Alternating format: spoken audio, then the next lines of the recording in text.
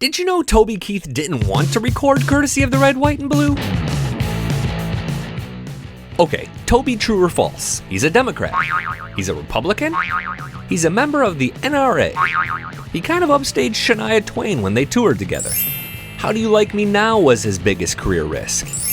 Let's start there. Toby Keith Koval was signed to Mercury but asked to be let go when they wouldn't release that single and the album that went with it. They hated it, he loved it, so he bought the thing from them in 1999 and took it to DreamWorks. And they wouldn't release it as a single either. Oh jeez. The forgettable When Love Fades was released before he told them, dudes, give me a chance. The result? One of the biggest radio songs of all time. Toby has had to fight for his career again and again and again, but even though he's quick to boast about his airplay and album sales, he's also quick to admit he's had plenty of help. Like that stewardess. The story goes a flight attendant helped him get a record deal.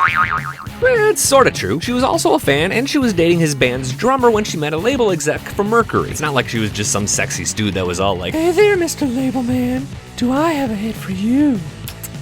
Sorry. Harold Shedd was the executive's name. That hookup came when Toby was 29, after he'd been playing the Oklahoma circuit for almost a decade, after his semi-pro football career went belly up, and after he worked as a derrick in the oil fields. It was before the mullet, however.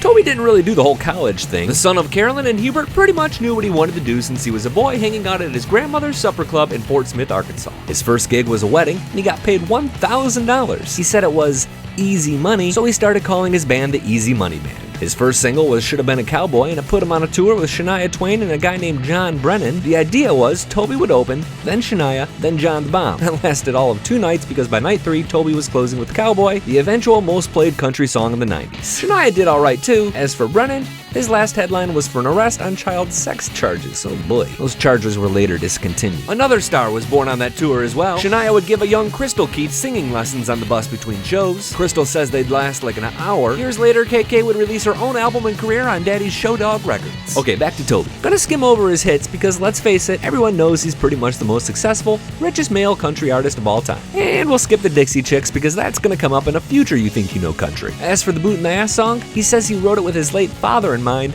just days after 9/11, and he didn't want to record it. But then he played it acoustic for 2,000 Marines at the Pentagon, and General James Jones said it was his duty as an American to cut that song. So he did. At first, radio didn't like it. Some even censored it. But soon it was a pretty big deal and ended up causing a sandstorm of political controversy. He never intended that. In fact, he just assumed stay out of politics because he doesn't care about left or right. He's an independent now and votes how he feels. That's why he won't join the NRA. He says they have an agenda. So now you know Toby Keith. Other things to know? He writes so many drinking songs because he's usually drinking when he writes. Ironically, his father had an alcohol problem for a year, but later became a great ambassador for Alcoholics Anonymous. Toby's first restaurant was actually a Mexican joint in Phoenix, and for a while he acted. Remember the Beer for My Horses movie?